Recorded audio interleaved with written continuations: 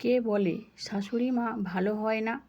শাশুড়ি মার ভালোবাসা দেখে মন ভরে গেছে তমালিকার। নতুন বিয়ে হয়ে আসা থেকে আজ 6 মাস হতে চলল। সে দিব্যি আছে। রান্না বান্না সাংসারিক কাজকর্ম কোনো দিকেই তাকে দেখতে হয় না। সবটাই শাশুড়ি মা আর সাহায্যকারী দিদি টগর মিলে ভালোভাবে সামলে নেন। খোলাখুলি কেউ বলে না বটে, কিন্তু অফিসের মানুষজন তার এই সৌভাগ্যে বেশ ঈর্ষান্বিত।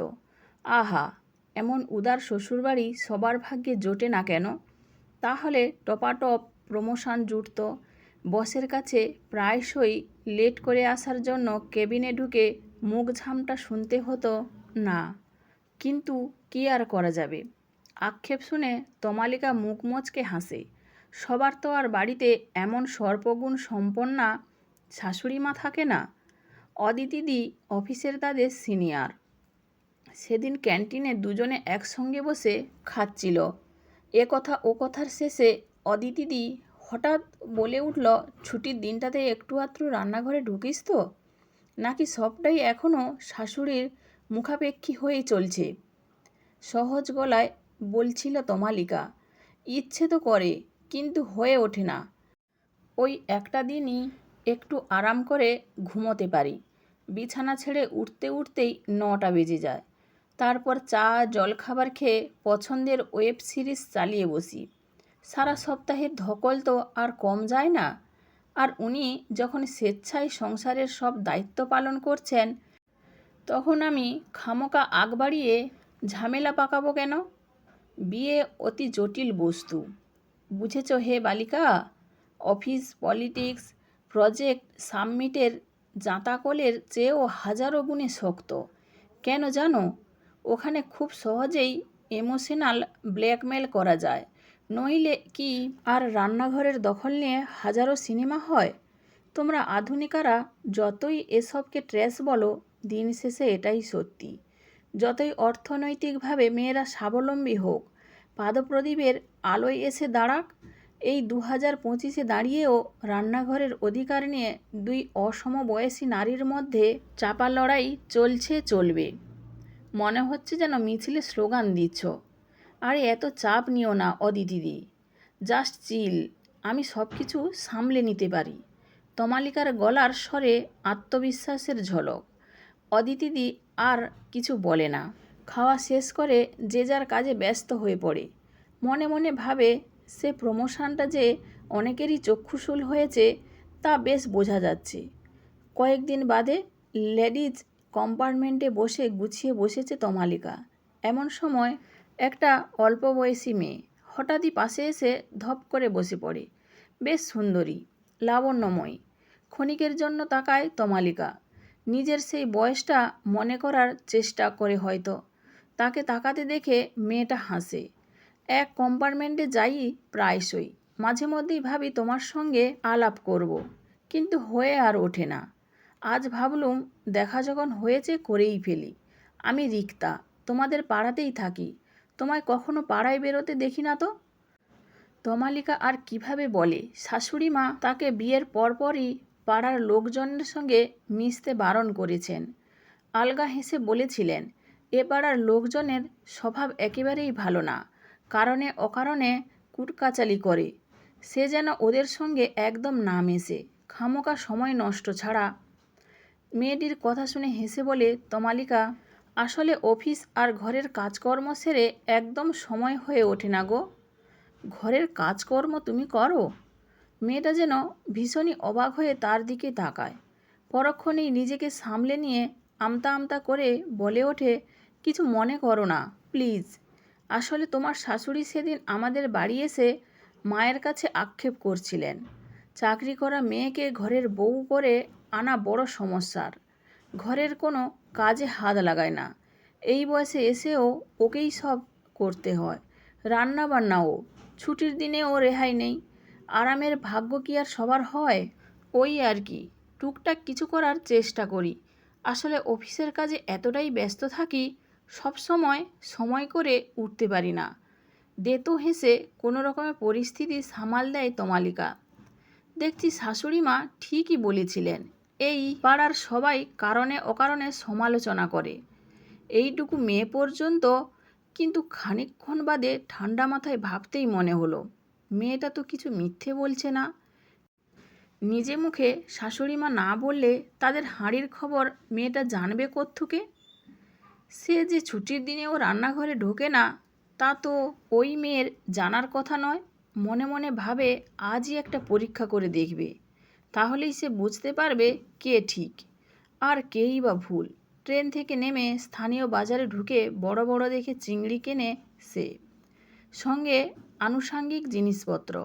আজ সান্ধ্য স্ন্যাক্সে গোল্ডেন ফ্রাইড প্রন বানিয়ে আবিরকে তাক লাগিয়ে দেবে। বাবা মাও ভারী পছন্দ করত তার হাতের এই সুস্বাদু রান্না। ফ্রেশ হয়ে তমালিকাকে রান্নাঘরের দিকে যেতে দেখেই শাশুড়ির মার হাসি খুশি মুখখানা গম্ভীর হয়ে গেল। তুমি আবার রান্নাঘরে যাচ্ছ কেন? ওসব চিংড়ি টিংড়ি দিয়ে কাল আমি জম্পেশ করে মালাইকারি রান্না করে দেব। তুমি তো জানো না, খোকা আমার হাতের মালাইকারি ভারী পছন্দ করে। এখন বরং বিশ্রাম করো, সন্ধ্যের জলখাবার আমি বানিয়ে ফেলেছি। হাসলো তমালিকা। খানিকটা চিংড়ি না হয় আপনার জন্য রেখে দেব, কাল মালাইকারি বানাবেন। আজ আপনার বানানো জলখাবারের সঙ্গে পরিবেশন করার জন্য আমিও একটা স্পেশাল জলখাবার বানাবো। খেয়ে বলবেন কিন্তু কেমন লাগলো। কি দরকার ওসব ঝামেলা করার? অফিস থেকে খেটে খুটে এসেছো, বিশ্রাম করলেই তো হয়। তুমি রান্না করে বেরিয়ে যাবে, রান্নাঘর নোংরা হবে, তারপর আমাকেই সব পরিষ্কার করে মরতে হবে। তমালিকা লক্ষ্য করলো শাশুড়ির কণ্ঠস্বরে বিরক্তিভাব স্পষ্ট। একটু বাদেই তো টগর দিয়ে আসবে রুটি করতে, তখন না হয় টুকটাক সাহায্য করে দেবে। আপনি একদম চিন্তা করবেন না, টগরকে দিয়ে এক্সট্রা কাজ করানোর কি দরকার? আর তোমারই বা অফিস থেকে ফিরে রান্নাঘরে ঢোকার কি দরকার? যত সব ন্যাকামো। আমি তো একা হাতে রান্নাঘর সামলাচ্ছি নাকি? গজগজ করতে করতে শাশুড়িমা প্রস্থান করেন। মুচকি হেসে তমালিকা চিংড়িগুলো ধুয়ে নিয়ে ব্যাটার বানাতে শুরু করে। জুতো খোলার দেরিটুকুও সইল না। ব্রততী দেবী গম্ভীর মুখে আবিরের দিকে তাকিয়ে বলে উঠলেন, আমি তো রোজ তোদের জন্য পছন্দ মতো টিফিন বানিয়ে রাখি, তাহলে বৌমার আবার কষ্ট করে অফিস থেকে এসে রান্নাঘরে ঢোকার দরকার কি? অফিসে তো আর কম খাটুনি যায় না। আমার রান্না কি আজকাল তোদের আর পছন্দ হচ্ছে না? মায়ের খোকাটিও কম চাল্লাক নন। কর্পোরেটের কর্তাদের সঙ্গে মাতাজির ইমোশন সামলাতেও চোস্ত। মুচকি হেসে সে বলে ওঠে, তা ফাঁকতালে একটু এক্সপেরিমেন্ট করার ইচ্ছে হয়েছে বোধহয়। রোজ তো আর পারবে না, মাঝে সাঝে একটু করুক না, ক্ষতি কী? তোমারও একবেলা খুন্তি নাড়া থেকে ছুটি জোটে, আর সবারই দুটো ভালো মন্দ খাওয়া হয়। আমি কি তোদের কাছে ছুটি চেয়েছি কখনো? আর ভালো মন্দ খাওয়া হয় মানে? এতদিন পর্যন্ত আমি কি তোকে ভালো মন্দ রেঁধে খাওয়াইনি? তুই এমনটা আজ বলতে পারলি খোকা? পারলি বলতে?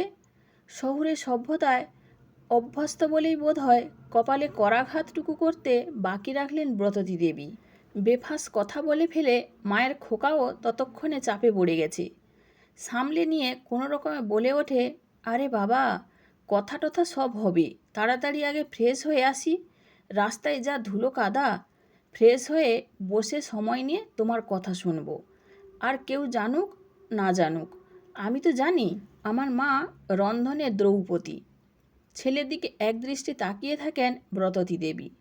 পড়ার চেষ্টা করেন মনের কথা। এত সুন্দর একটা কমপ্লিমেন্ট পেয়ে মনে মনে খুশি হতে চাইলেও কেন জানি ঠিক খুশি হতে পারেন না। কে জানে রান্নাঘরে যাওয়ার কথা বউকে ছেলেই বলেছে কি না? বলতেই পারে, আজকালকার ছেলেদের অসাধ্য কিছু আছে। এতদিন মায়ের হাতের রান্না খেয়ে দিয়ে বড় হয়ে এখন হয়তো মায়ের রান্নাকেই পাতে দেওয়ার যোগ্য বলে মনে হচ্ছে না। সাদা ধবধবে চীনামাটির বলে সবুজ চাটনি সহযোগে সাজানো গোল্ডেন ফ্রাইড প্রনের পাশে কাজু কিশমিশ দেওয়া সিমুইয়ের পোলাওটা মোটেও নজর টানতে পারছিল না। ফ্রেশ হয়ে সুগন্ধি লাগিয়ে এসে বাড়ির সেন্টার টেবিলে সাজানো অতগুলো ফ্রাইড প্রন একসঙ্গে দেখে নিজেকে সামলাতে পারল না আবির। একটা ফ্রাইড প্রন তুলে গ্রিন চাটনিতে ডুবিয়ে আলতো করে কামড় দিল। আহ, কি ব্যাপক! বাকিটুকু বলতে গিয়েও থমকে গেল সে। ব্রততী দেবী যে এক দৃষ্টি তার খোকার দিকেই তাকিয়ে আছেন। নিজেকে সামলে কোনো রকমে সে বলে উঠল, উহ, বড্ড গরম, একেবারে কড়া থেকে নামিয়ে আনলে নাকি? মা, এবার তুমিও একটা ট্রাই করে দেখো, ভালোই লাগবে। তোমার বৌমা কিন্তু প্রন ফ্রাইটা খুব একটা মন্দ বানায়নি। আর তমালি, তুমিই বা হাত গুটিয়ে বসে রয়েছো কেন? নিচে এত ভালো একটা পদ বানিয়েছো, তুমিও হাত লাগাও। সবাই মিলে একসঙ্গে জমে উঠুক সন্ধেটা। ফ্রাইড প্রন তো তোমাদের জন্য বানিয়েছি। সন্ধেবেলা আমি মামনির নিজের হাতে বানানো সিমুইয়ের পোলাও খাবো। ইস, ভাজা কাজু কিশমিশগুলো দেখে কি লোভই না লাগছে। থাক, আর আদিক্ষেতা করতে হবে না তোমায়। তুমিও ফ্রাইড প্রনই খাও, মুখ ভার করে বলে ওঠেন ব্রততী দেবী। পরক্ষণেই ছেলের দিকে তাকান। তাহলে তো দেখছি বৌমা তো ভালোই রাঁধতে পারে। কাল থেকে আমার আর ভোরে ওঠে রান্নাঘরে যাওয়ার দরকার কি? বৌমাই না হয় সব সামলে নেবে। আর ওই টগর তো রইলই সাহায্যের জন্য। এটা কোনো কথা হলো মামনি? আমি কি কোনোদিনও বলেছি তোমার রান্নাঘরের দায়িত্ব পুরোপুরি আমার উপর ছেড়ে দাও? তোমার রান্নাঘর যেমন তোমার ছিল, চিরদিন তোমারই থাকবে। তুমি আর আমি দুজনেই খুব ভালো করেই জানি, অফিসের সমস্ত খুঁটিনাটি সামলে আমার পক্ষে টেবিলে প্রতিদিন রকমারি স্বাদের পঞ্চব্যঞ্জন সাজিয়ে দেওয়া সম্ভব নয়। ওটাই তুমিই পারফেক্ট, আওয়ার লাভলি কুক, আমাদের মা। কিন্তু মামনি, মাঝে মধ্যে আমারও তো ইচ্ছে হয় যে রান্নাঘরে ঢুকে পছন্দ মতো কিছু বানাই। কখনো সেটা করলে রাগ করো না প্লিজ। বোঝো না কেন, মাঝে মধ্যে আমারও তো তোমাদের ভালো মন্দ রেঁধে খাওয়াতে স্বাদ হয়। আর মুখ গোমরা করে থেকো না। ফ্রাইড প্রনটা খেয়ে বলো দেখি কেমন হয়েছে। দুটো প্রন আর গ্রিন চাটনির প্লেট শাশুড়িমার হাতে ধরিয়ে দেয় তমালিকা। জানো তো মা, বাড়ির কাজ ভাগ করে করাই ভালো, তাতে আমরা দুজনেই সুস্থ থাকব। মাঝে মধ্যে তোমার ছেলেও আমাদের সাহায্য করবে। এই, একদম না, আমাকে একদম তোমাদের মধ্যে টানবে না, গম্ভীর মুখে বলে ওঠে আবির। কিন্তু ব্রততী দেবীর মুখে হাসি নেই। তেমন গম্ভীর মুখেই তিনি বলে ওঠেন, তাহলে আমার হাতের রান্না খেতে তোমাদের কোনো অসুবিধা নেই বলছো? কাল সকালে কি আমি রান্নাঘরে যাব? সপ্তাহে 6টা দিন তুমিই করো না মা, নিজের পছন্দ মতো। আর একটা মাত্র ছুটির দিনে ইচ্ছে হলে তমালি না হয় বানাক কিছু অন্যরকম পদ। তোমার খানিক বিশ্রামও মিলবে আর জিভের স্বাদ বদলও হবে। ফাঁকা খানিক সময় পেলে একটু না হয় উত্তম কুমারকে প্রাণ ভরে পর্দায় দেখেও নেবে। রান্নাঘর নিয়ে টাগ অফ ওয়ারের সমাধান করতে পেরে আপন মনে মুচকি হাসে আবির। মোটেও যে তার স্বাদের রান্নাঘরের অধিকার তমালিকাকে ছাড়তে চান না। শাশুড়ি মার মুখের চেহারা দেখেই তা স্পষ্ট বুঝতে পারে সে। এখন যে ব্রততী দেবী নিমরাজি হয়েছেন, তা কেবল ছেলের মুখের দিকে তাকিয়ে। ল্যাপটপ খুলেও অফিসের কাজে মনোনিবেশ করতে পারে না তমালিকা। অদিতিদির সেদিনের বলা কথাগুলো ভাবতে থাকে সে মন দিয়ে। শাশুড়ি বৌমার এই হাতাখুন্তি নিয়ে দ্বন্দ্ব সেই আবহমান কাল থেকে চলে আসছে। সময় এগিয়েছে, যুগের পরিবর্তন ঘটেছে, বদলেছে জীবন চর্চাও, কিন্তু এই লড়াই আজও চলছে। এই লড়াইয়ের সমাপ্তি ঘটবে কবে? আদৌ কি ঘটবে কোনো দিন?